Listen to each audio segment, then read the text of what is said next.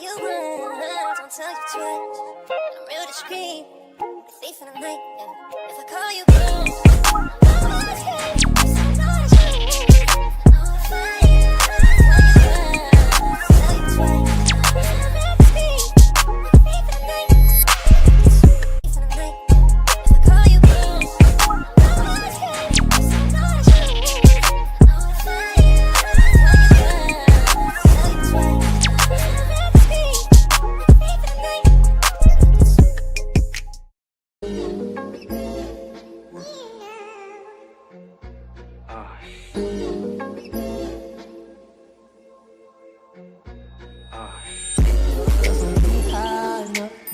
All these people always lie about something. Sorry, I'm so fly, so what? All these people always lie about something. So I say that. Yeah. Swear the fame ain't changed shit, but who mine? All right, you too. What's the big old deal, man? It's y'all favorite hood partner, Big Nina Boy. We back at it with another one. Hey, man, hey, catch this game, though, right? Now, everybody talking about what's going on with the Diddy situation, the Diddy documentary. Let me just say this, right? See people for who they are and not who you want them to be. Because sometimes we can see the evidence right there and still want to believe the lie, because the lie is always better than the truth. So, you know, Ray J got something to say, man. We're going to play the content by Ray J. Shout out to everybody pulling up to the Late Night Nina Boy show. And we're going to do it like that, though, man. Let's get it. Let's go. Heard me say what I said, and that's kind of what cranked this whole thing up. But then fast forward to the documentary.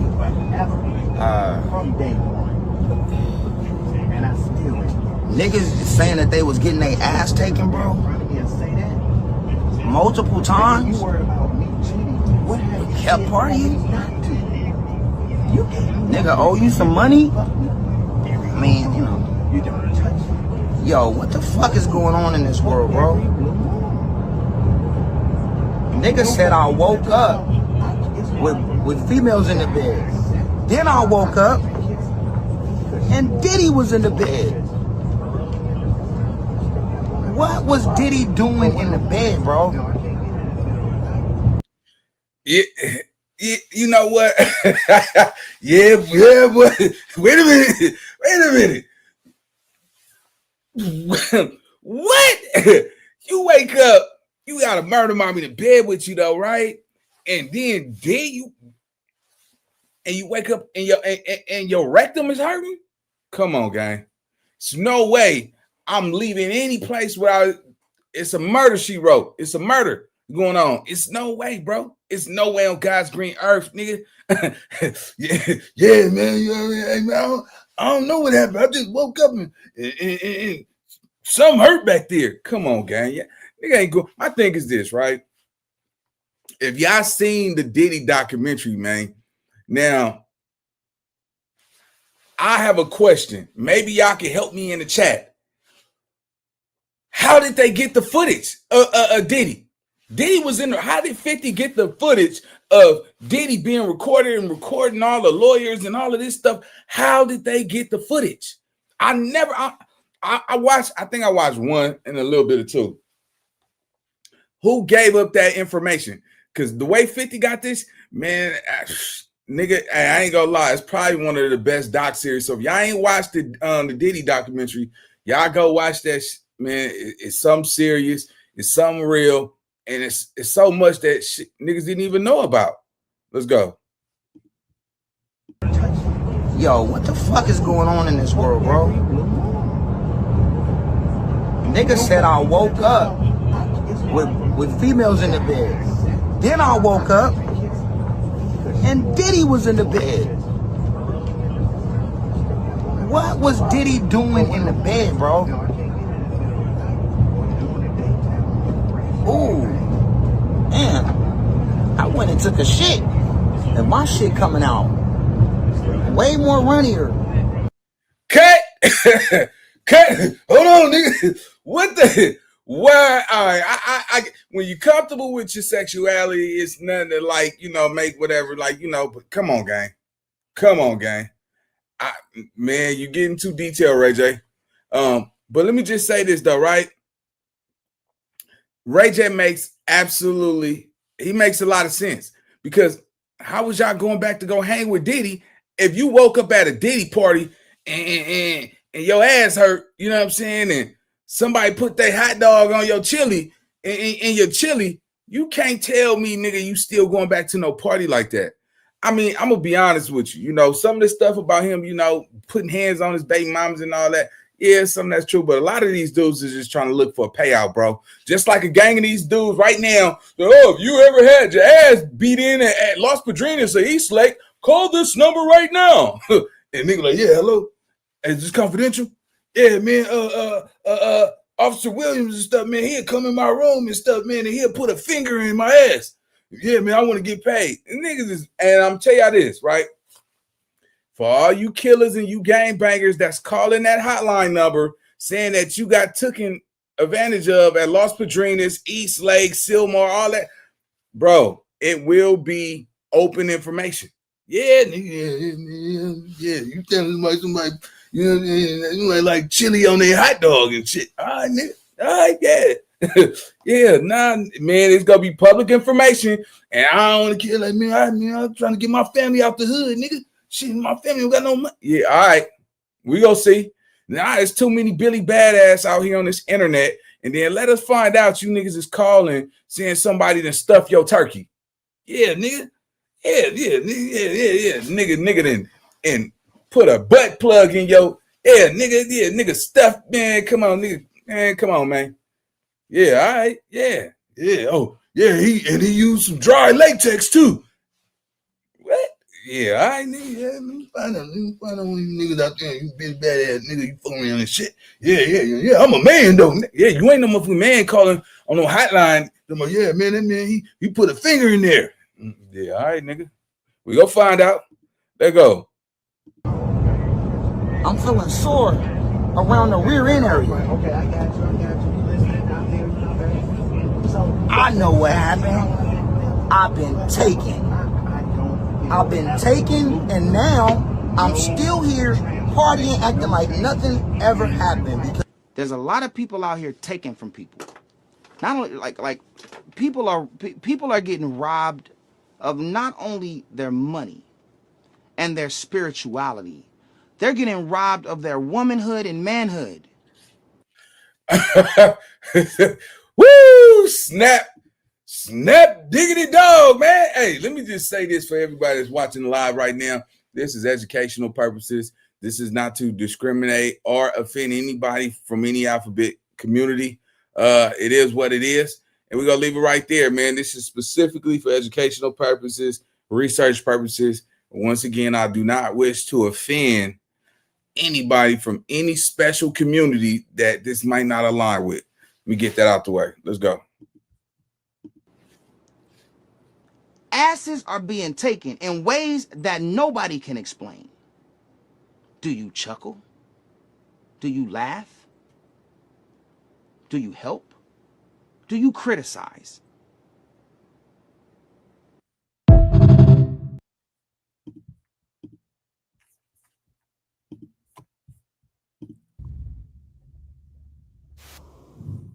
Gene Deal, welcome back, my guy. Been a while, man. It has been, but I'm here, and I figured that after this 50 documentary, you'll be giving me a call. Told you I ain't turning down nothing but my collar when it comes to you.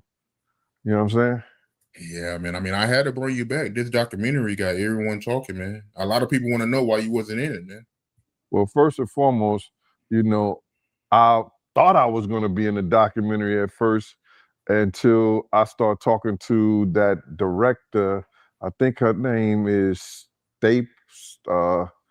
Stapleton. I don't know her name. The white chick, I don't know, man. Me and 50 talked like 45 minutes.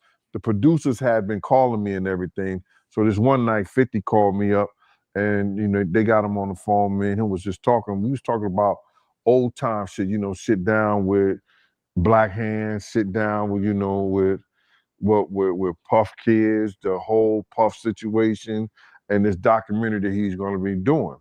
You know what I'm saying? So I told him that I was going to, have Kirk and Tim. Kirk would be the one who talk about the business part of it. Tim would be the one who talk about the growing up phase with Diddy and everything and over there working in the record industry with him and stuff like that. They was like family.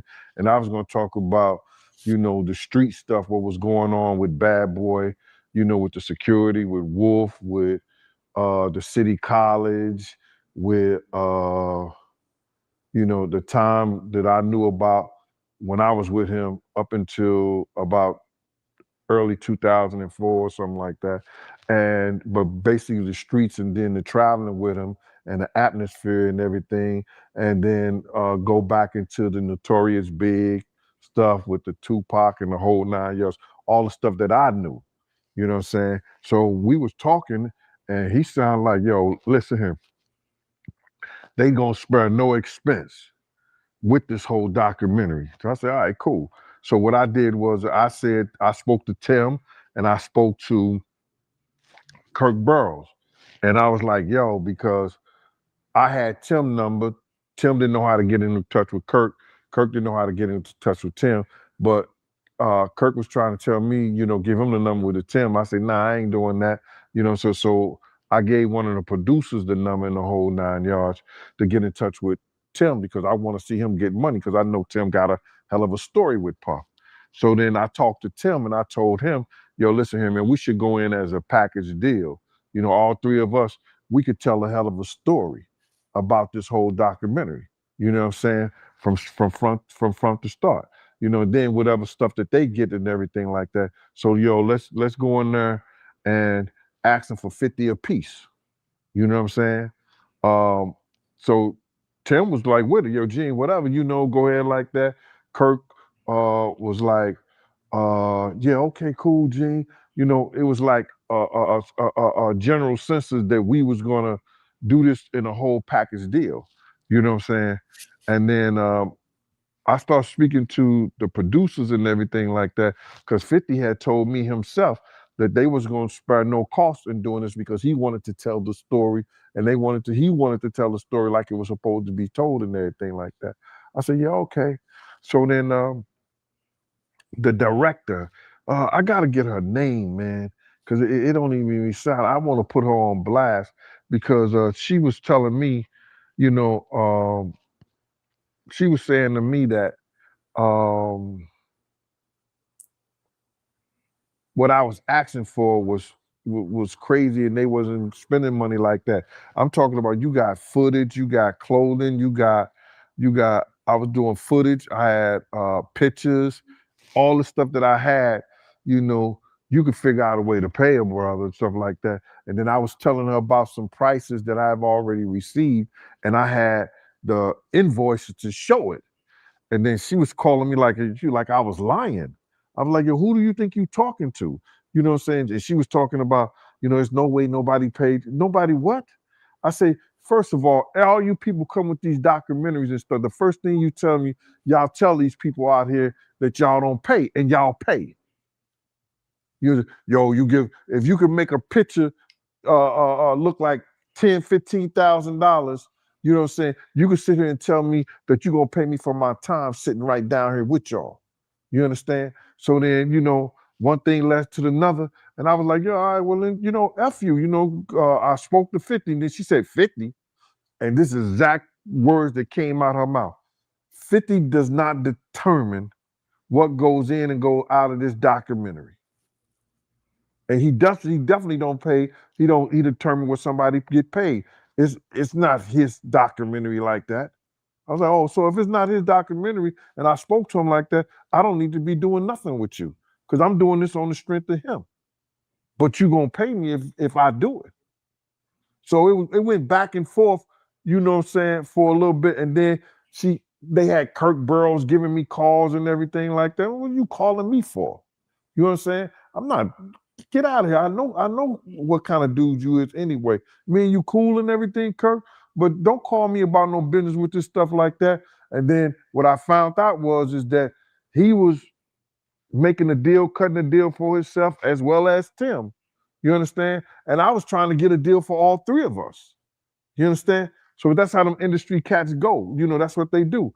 You know what I'm saying? So I'm looking at it like this. So then he called me back again, and I told him, like, listen, man, don't you ever call my phone again, Kirk? You know what I'm saying? Because we had got into it about somebody calling him. He told me Groovy Lou called him and want to know why Gene's still doing this to Puff and everything like that. And I mentioned it on the Gene Deal show. You understand? I said something. Then he called me back like I was lying.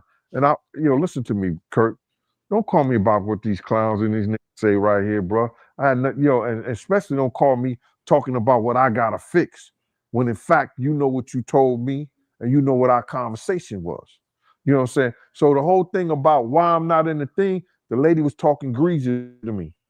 She had no right to talk greasy to me. And then she told me that 50 didn't have the power to do anything, but they using his name to like push the whole documentary. And that's what it was about. So that's why you don't see a cameo other than the pictures they used of me on the film in the documentary. I got like 3 or 4 pictures in the documentary that I've seen of myself. Some people say they saw more, but I know three different times where I was certain places and you could actually see me in the documentary, and that's the only thing you're gonna get. But the stories that they told in the documentary, bro, come on. They could have went a whole lot deeper. They could have did a whole lot more. So I ain't in the documentary because that lady that was the director, I think, what's her name? Alex, Alex State. You know her name, Mighty? Yo, Mighty, just give me 1 second. Give me 1 second. I'm gonna look this up, all right? Okay. Her name is Alex Stapleton. The director that I spoke to was Alex Stapleton. She was the one who told me that she was the director, she was the producer, whatever, this, that, and the third, the whole 9 yards. And she was talking mad greasy to me. And listen here, it's no after you talk that kind of talk to me, there's no amount of money she could have paid me anyway for me to get in there. My story is more too valuable, getting in the depth or getting in depth with this whole stuff. And it would have helped that documentary a whole lot. You know what I'm saying? In actually, they used all the stuff that I told them and did it the way that I was saying do it. Tim Dog start off with the childhood with Puff and the whole 9 yards.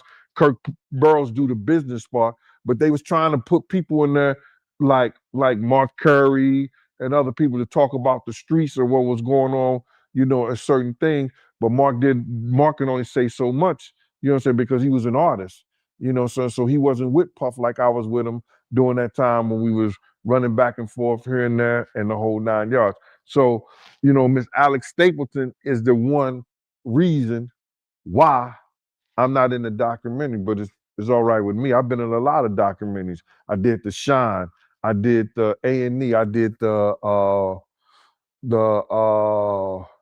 Discovery Channel, I did the Fox. I've been in a whole lot of different documentaries, and I'm always on the Art of Dialogue. So the people been getting most of the information from here anyway.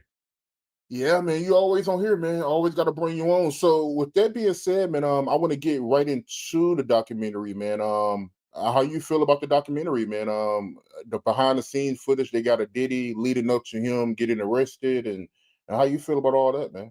Well, what I feel about the documentary, they left a whole lot of key things out. If they was going to do something and they're going to say in the reckoning of Sean Combs, the reckoning, or Diddy, the reckoning, and stuff like that, it should have been a lot of people that we lost because of him. You know what I'm saying? It wasn't only Big, it wasn't only Tupac. You understand? For the atmosphere that he put those kids in, you got a guy named Anthony Wolf Jones, who was from Bad Boy from its conception as doing security and being one of the financiers of Puff having to have some money to keep Big and Craig Mack around before he got to Clyde Davis. You know what I'm saying? They wasn't able to tell that story because they didn't have no intel on that story or what went down, or they didn't do their investigations right, which he also led up to the reason why Wolf ain't here today. You understand? They didn't tell that story. They didn't tell a story about Jessica Rosenbaum, who was at the City College situation. You understand? When it was Puff, Heavy D, and Jessica. You know what I'm saying? Jessica was the reason why those kids lost their life because she locked the door on those kids running down the steps. You understand?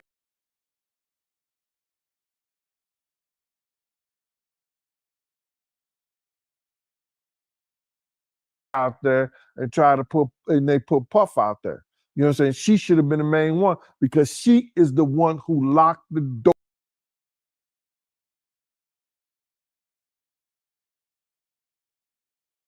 And all those kids lost their life. Had she not locked those doors, not one kid would have lost their life. Not one kid would have lost their life.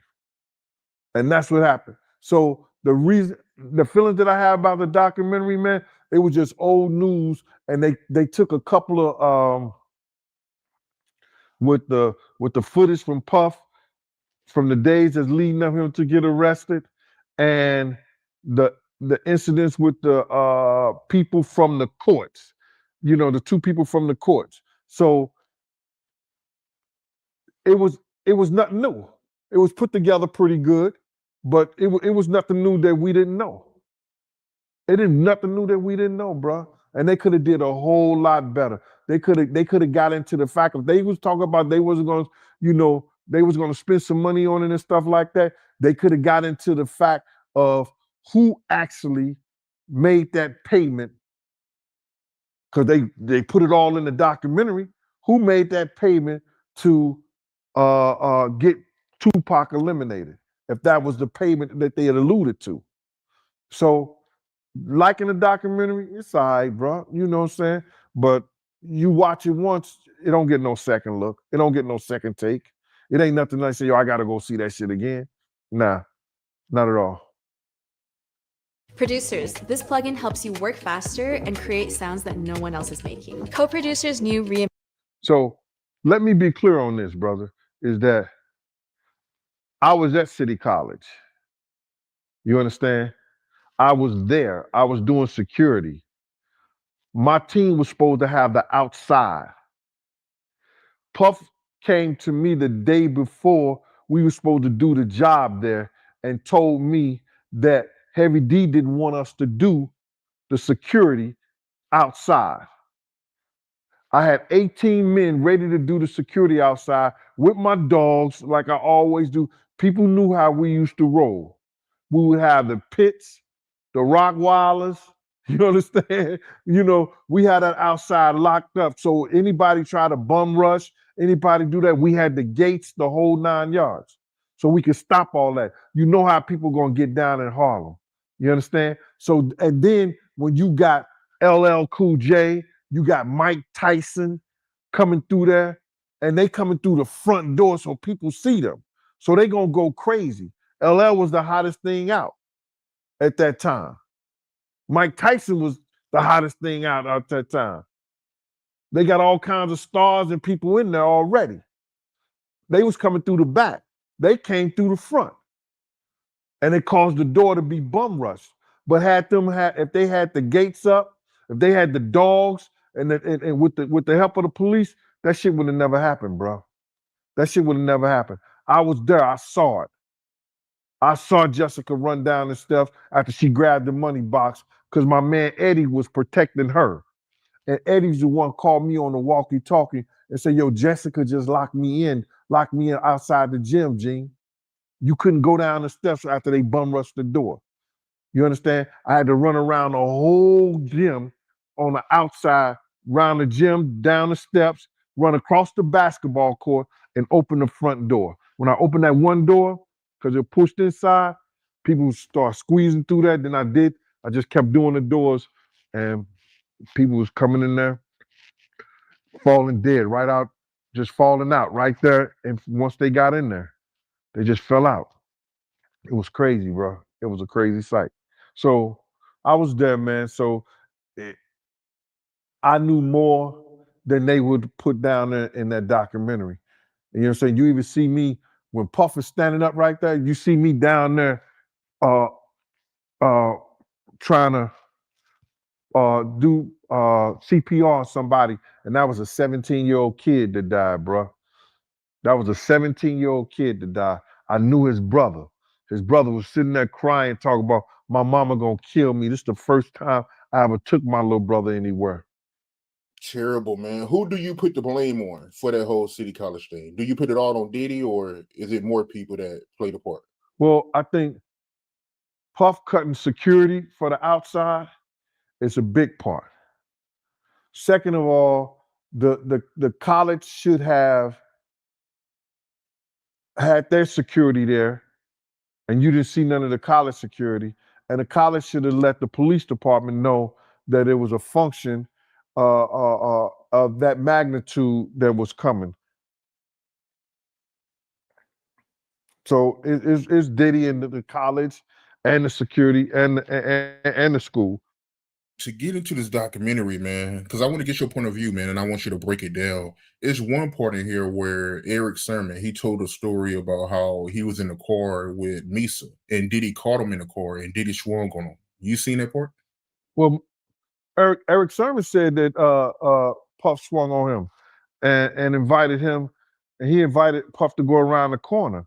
But a lot of people, Kirk Burrows told the story, and I told him, like, because we knew that had happened back in the day, that Puff was putting his hands on Misa. You know what I'm saying? I used to bodyguard Misa, brother. You understand what I'm saying? I used to bodyguard Misa. You know, after I started working for Puff and everything like that, I started working. Misa wanted to still be out. Misa still wanted to go to places. Misa still wanted to be out and about. So she said, Gene, would you look out for me? I said, Misa, you can't afford me. She said, Gene, it's only going to be for a couple of hours when I go out and stuff like that. I know he's not going to do nothing if he see me with you. You understand what I'm saying? So I said, all right, cool. All right, Misa. All right. So if I come out for a couple of hours and stuff like that, every time I come out, Misa, it'll be $200, $250 for a couple of hours just for you, Misa. So it was known that Puff had a hand problem, especially when it came to women that he dated. And it was surprisingly that he swung, and like Eric Sermon said, on him. You understand? And then went to listen to some music. That shit was crazy to me. So my whole thing about it is that the Eric Sermon shit, and then he went to listen to Juicy after Nick swung on him. That's some industry shit, bro. You know what I'm saying? That's some crazy industry shit. The whole thing about when he's talking about the Misa part being in his car and everything like that, and that was the part whereas that Puff was putting his hands on Misa, and he should have whooped his ass right then and there, you know, no matter if Misa was just in his car chilling or whatever. You know what I'm saying? She chilling with me. I'm responsible for that. I'm gonna be responsible for her. Do it some other time. I don't care if it's your girl or not. If she in my car right now, you understand, and she chilling with me, and she a friend, you ain't gonna put your hands on her and Yeah, that's crazy, bro. That's all the way crazy, man. But hold on, I'm gonna play a little bit of the documentary series, man, so we can see what they got going on. What the fuck? All right, one second.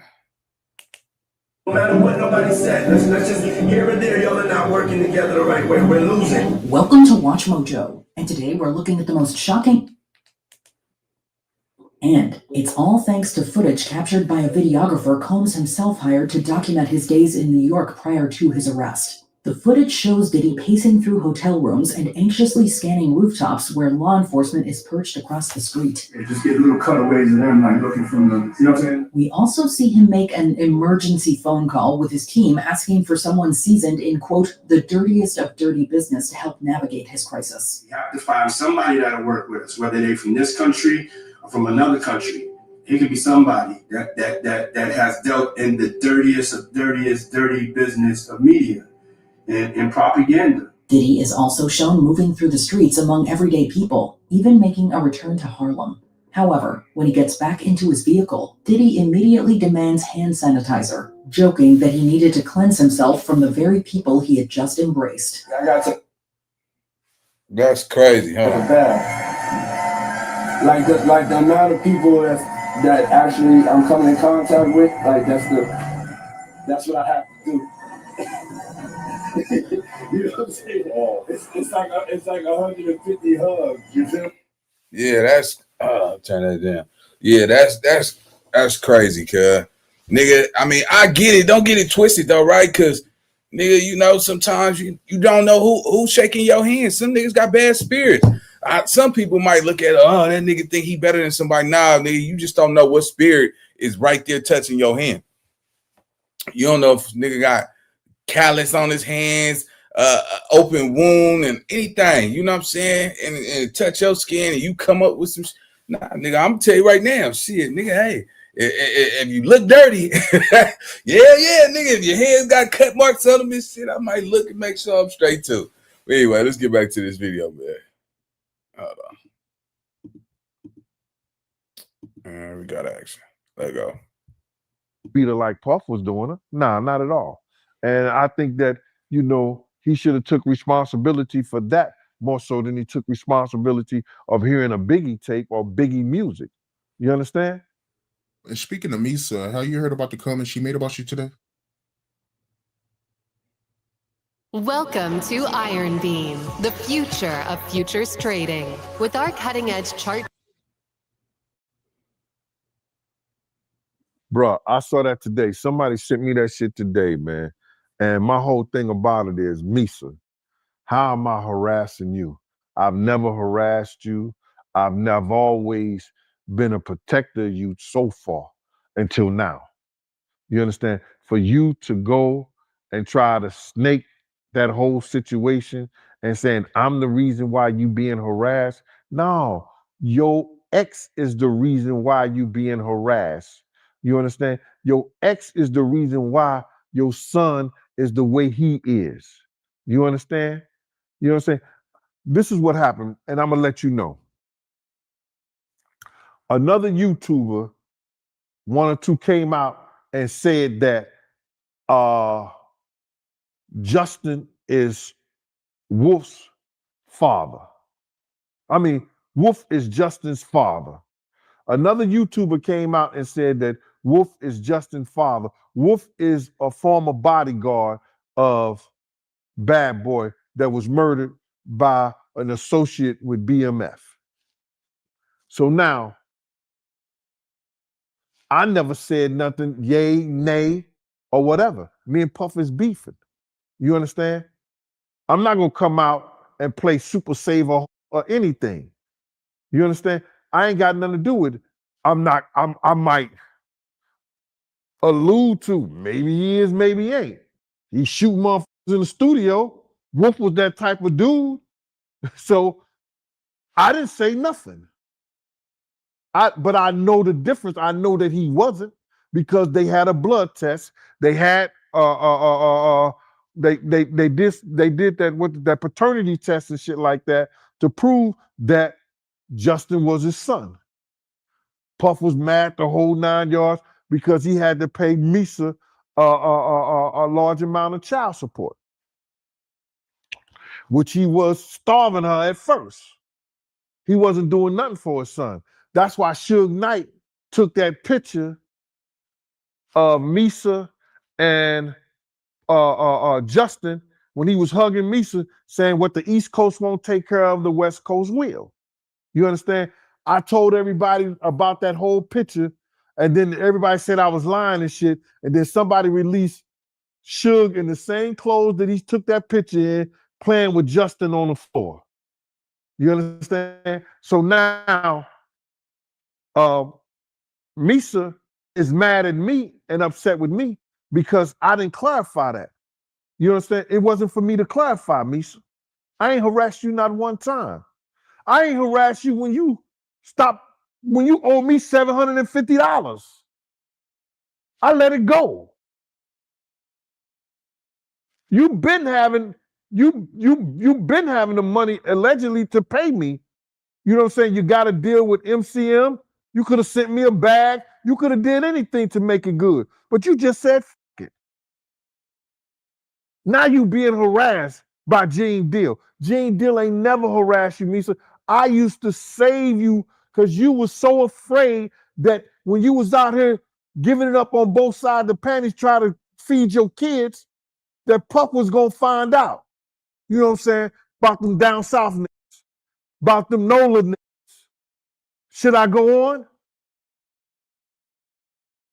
Being harassed? Come on, Misa. You could do better than that. You could do better than that, Misa. You know I ain't harassed. Oh man, Gene Deal just dropped man, hold on, man. Wow. Them Nolas, huh? Misha was getting hit by a nigga from New Orleans, huh? Yeah. Hey, Misha was bad to the bone, boy. Woo, little yellow thing. Y'all need to go watch that doc, man. I'm telling y'all, everybody talking about it from the bars to the streets to the penthouse suites. Yeah, man, y'all go check out that video, man. But we're gonna leave it right here, man. We got more content coming. Make sure y'all like, comment, subscribe, hype up the video. I'm gonna see y'all on the next one, gang. Let's get it. Let's go. I know how to shoot, I know how to fight. I tell you once, don't tell you twice. I'm real discreet, the thief in the night. Yeah. If I call you.